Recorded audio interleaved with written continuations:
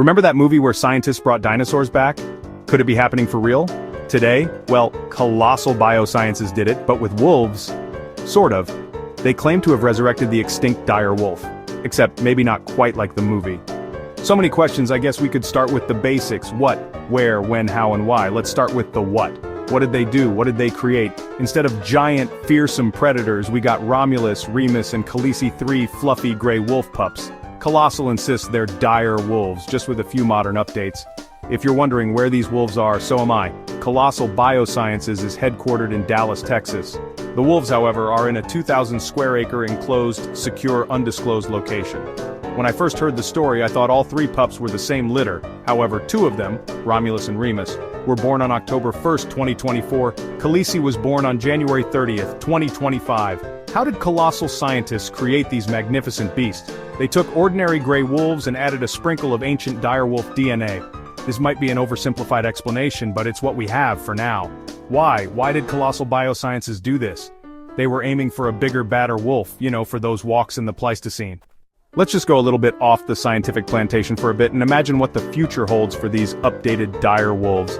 Imagine a dating profile for a dire wolf. Let's call him Romulus. His picture? A handsome gray wolf with maybe slightly thicker fur. His bio? Extinct and ready to mingle. Love long walks in the moonlight and chasing mammoths, or squirrels. That's basically Colossal's dire wolf. Sure, they tweaked a few genes for size and maybe gave them a more prehistoric coat color, but under the hood they're still mostly gray wolf. The thing is, dire wolves and gray wolves are like distant cousins who went to different high schools. They look similar, but their family trees branched off millions of years ago. In fact, gray wolves are more closely related to jackals and African wild dogs than to dire wolves. Awkward family reunion, anyone? Colossal calls this de-extinction, but scientists are howling foul. They argue that changing a few genes doesn't magically transform one species into another.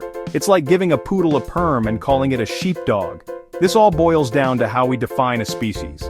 Colossal is using the if it looks like a duck approach, but scientists prefer a more nuanced view. They look at evolutionary history and genetic relationships, not just superficial similarities. Think of it like this. You can put on a fancy dress and some makeup, but you're still you underneath. These dire wolves might have a few new accessories, but they're genetically still mostly gray wolf. So, have we brought back the dire wolf from the brink of extinction? Not really. We've created something new, a hybrid with a dash of ancient DNA. It's a fascinating experiment, but let's not rewrite the evolutionary history books just yet. This whole saga highlights the importance of accurate scientific communication. Calling these animals dire wolves is misleading and fuels misconceptions. It's like calling a goldfish a miniature shark. Entertaining maybe, but not exactly true. In the end, these genetically modified wolves are intriguing creatures in their own right.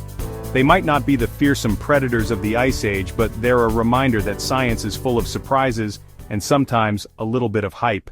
What do you think about Colossal's dire wolves? Are they a scientific marvel or just a fancy version of gray wolves? Let us know in the comments below.